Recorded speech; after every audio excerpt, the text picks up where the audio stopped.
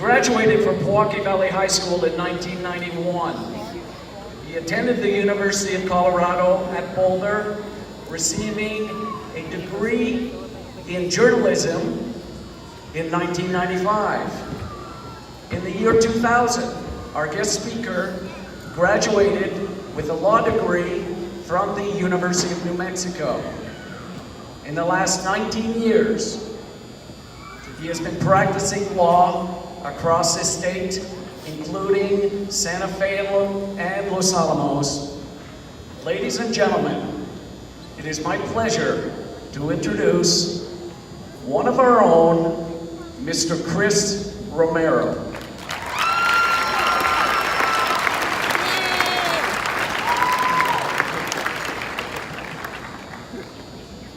Wow, good morning. Let's see if I can get this thing to work. Good morning, distinguished guests, faculty, staff, family.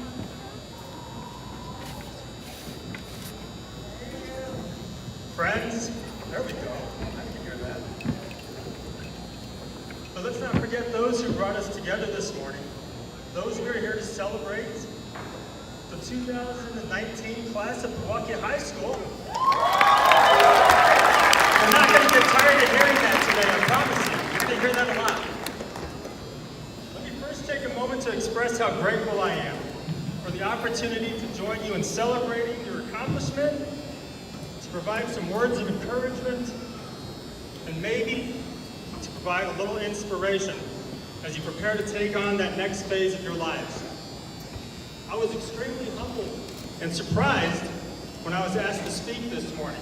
I always considered this to be the sort of honor reserved for the rich, or the famous, maybe the wise. Between you and me, I'm none of those things. But I do remain hopeful. Don't ever give up hope. What I am and who I am is a hometown kid. 28 years ago in 1991, this very day, at this very hour, I sat where you were sitting in this very moment, in my cap and gown, just like the rest of you. It was a stirring experience. I definitely enjoyed the moments, but I'm going to admit something that I don't think most people are willing to admit. There was something bitter. There was something else that was casting shade on that occasion for me. It wasn't necessarily the feeling that I was expecting to feel as I reached this milestone. There was a definite hint of something bitter. At the time, I thought I was probably the only one who felt that way, and I wasn't going to tell my friends about it. I wanted them to think less of me. But I believe I probably wasn't the only one that did feel it. I was scared of what was to come next. See, behind the facade of a calm and cool disposition, I was quaking with dread and trepidation, like a puppy in a thunderstorm. And some of you might know what I'm talking about, although you don't have to admit it. But I can see some faces up here, and there might be just a little bit. So I'm talking to you, and if you're not feeling it, then you might feel it later. And if you don't feel it now, I hope you'll still listen, because if you do feel it later, you'll know you're not alone. You are normal, and what you feel is fine. Don't worry about it.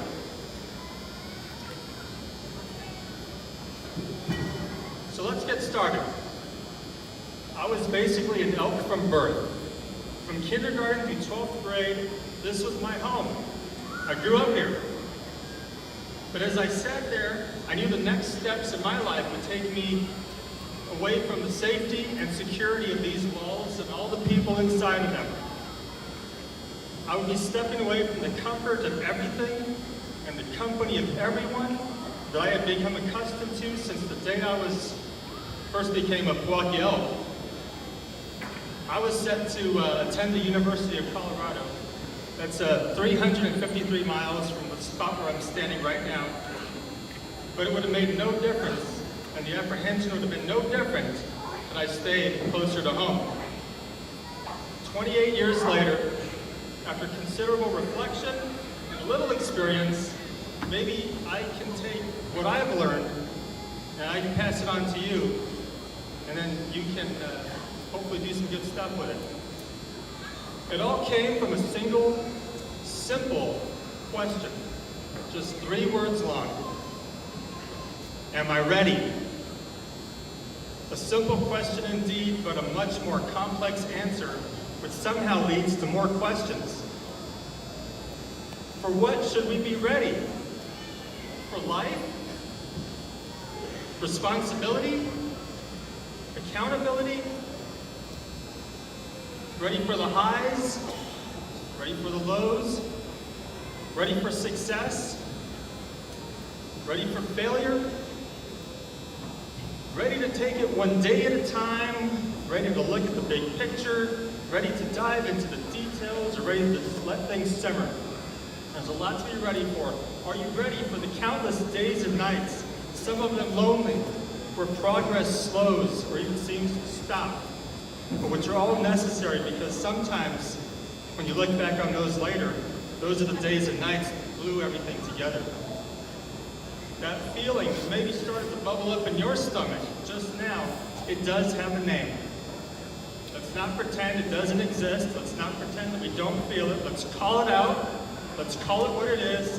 It's not a bad thing and it's nothing to feel embarrassed about. It's called fear. It's a rather simple yet powerful emotion because it can both help us and it can hurt us, depending on our attitude toward it.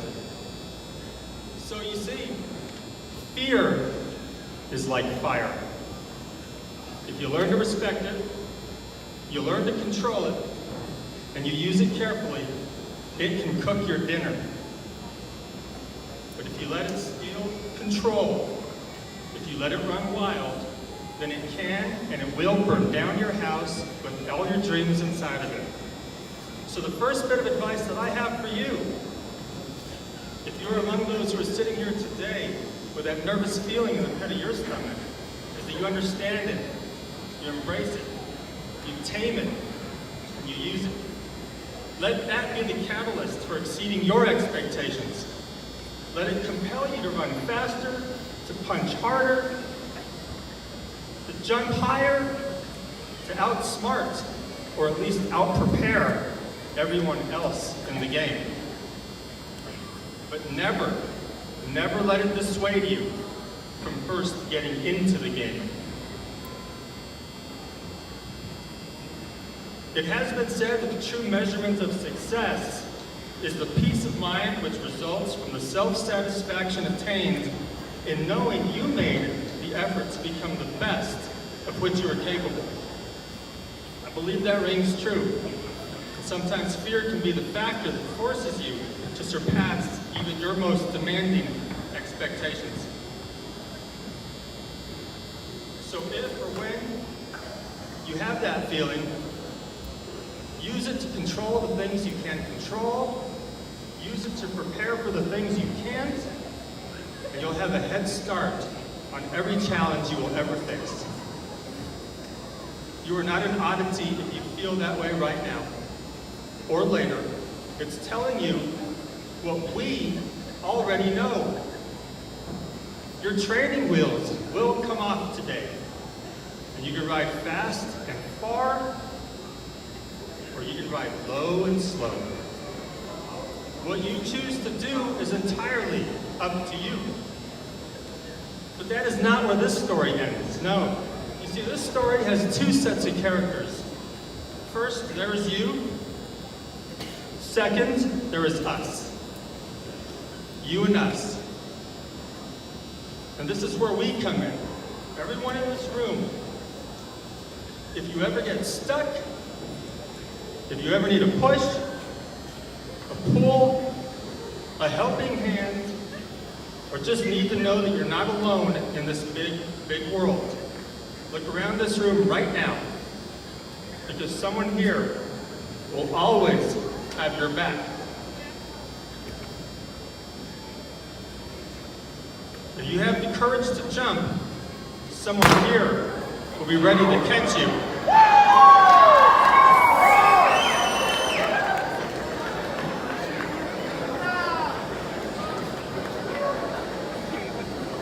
For those of you who are looking around right now, or a moment ago, and you focused on one or a few people, I'm happy for you. I'm happy that you're there for each other, but I'll also remind you that hope doesn't always come from where you most expect it.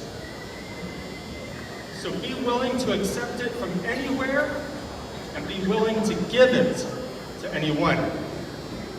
I'll tell you a story about a kid that I know that I hope might inspire you to appreciate your classmates maybe a little bit more than you have before, including those of you who like to fly under the radar, or maybe you never took the time to say hello to because maybe you judged that person, because we all do it sometimes. I know I did. So I'm going to tell you about a kid named Joe. I knew Joe for a while before I considered him to be a friend. He had long hair, he wore t-shirts dedicated to his favorite metal bands, Slayer, Megadeth, Metallica, just to name a few. You can cheer. When I passed him in the hall or wherever, I probably looked away. I doubt I ever stopped to say hello, how's it going, what's up, or anything else for that matter. I assumed that we had nothing in common. And because of that, I also assumed he didn't like me. And because of that, perhaps I convinced myself not to like him either.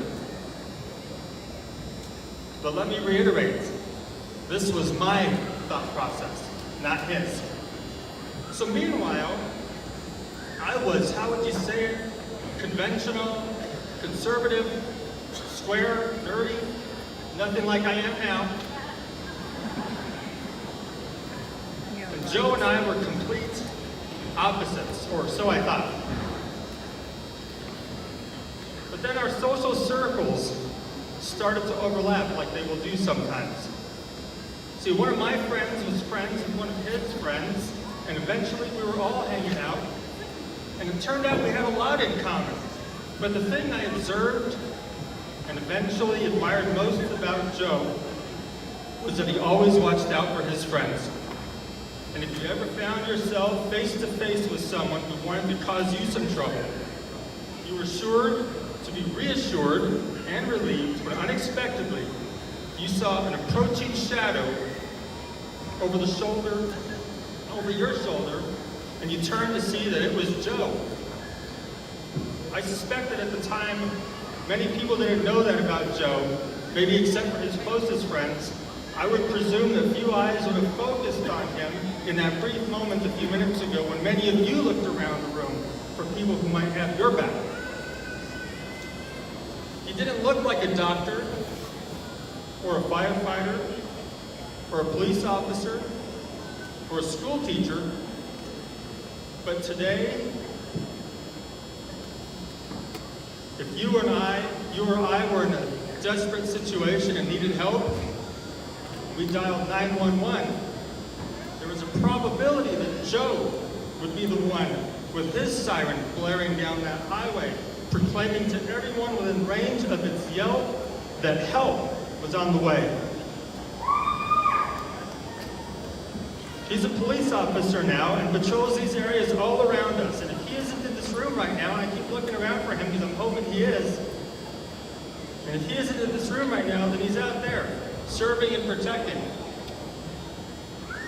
He's been credited for saving many lives and helping countless people who need help in the most dire and desperate situations. And even if a single eye would have never focused on Joe then, we know now that Joe focused on us. I saw his picture in the newspaper. The story said he was awarded a Medal of Valor. I wasn't the least bit surprised, and I was proud of my head-banging friend, Joe. Go, Joe!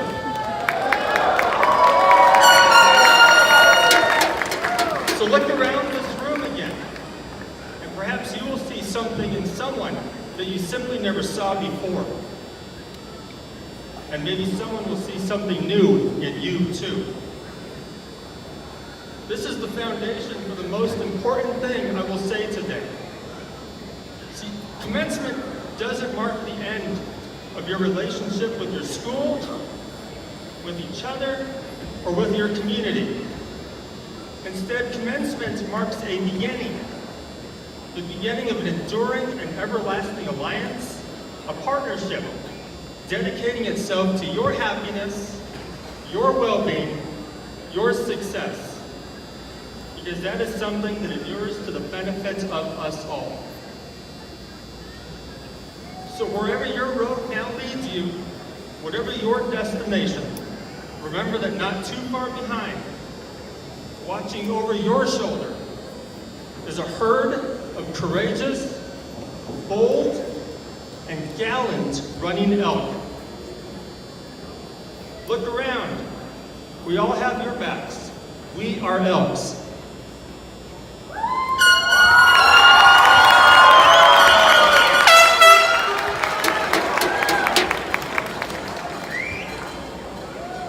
You may have diverse goals and different dreams, but if you or we can watch out for each other, then all of our roads will be smoother, and those roads all branch out from this very spot, right here, right now. I don't see us being here to compete with one another. I see us being here to complete one another, support one another, encourage one another, and inspire one another. In conclusion, my road has come full circle today. On May 25th, 1991, this very day, I walked out of those doors, not knowing that my road would lead me back here again today, to the day and to the hour. Life can surprise you like that sometimes. And in the time it took me to leave and come back around, I've gathered up some things, tidbits and nuggets, bits and pieces, things I tucked away for a rainy day. I pieced them all together, and what I saw when I took a step back was my philosophy, my policy, the rules that I try to follow. It's not always easy. These are what I will leave you with until we meet again. Be good to yourselves and be good to each other. Never criticize someone for something you won't truly understand until you walk a mile in that person's shoes. I hope wherever you go and whatever you do, you'll always be fair and just and kind and honest. You'll always tell the truth because it's so much easier to remember. Never hesitate to ponder whether something you do or will not do today might be something you will regret or not tomorrow. And never, ever be discouraged by your setbacks. We all have them. When you feel like things aren't going your way, just keep your chin up. Prepare yourself to appreciate how well things are going when things are going well, and to keep everything in the proper perspective when they are not. In one of his darkest moments, President Richard Nixon said, "Only if you've been in the deepest valley can you ever know how magnificent it is to be on the highest mountain." He was like us. He was human and flawed. We all experience our highs and lows and peaks and valleys. But remember that how we conduct ourselves in those times will be the way we are remembered long after our work here is done. Let us be courageous and strong when we are down, and humble and gracious when we are up. There are big dreams in this room, and a great quantity of every characteristic needed to accomplish them. I have a fantastic view from where I'm standing right now. I see integrity, I see tenacity, I see diligence, I see intelligence, determination, conviction, I see belief and purpose. I see kindness, I see courage, generosity, and honor.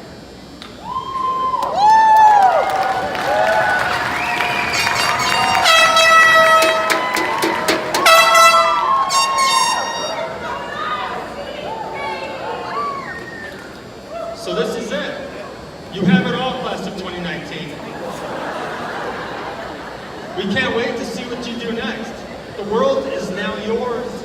Enjoy.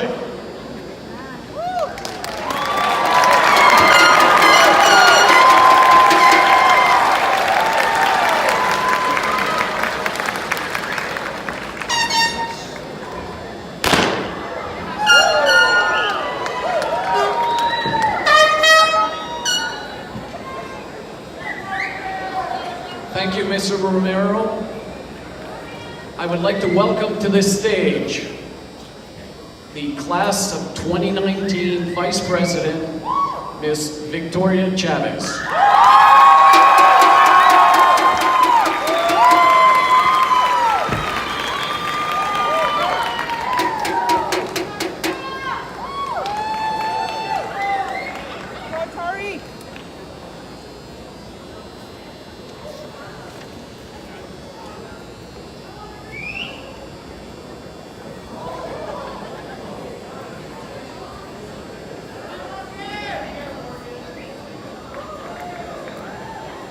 Good morning, the class of 2019. Welcome, friends and family. Thank you for being here with all of us on our special day. Right now, I would like to present this plaque to Chris Romero in appreciation and acknowledgement as our commencement guest speaker for our 2019 PVHS graduation ceremony.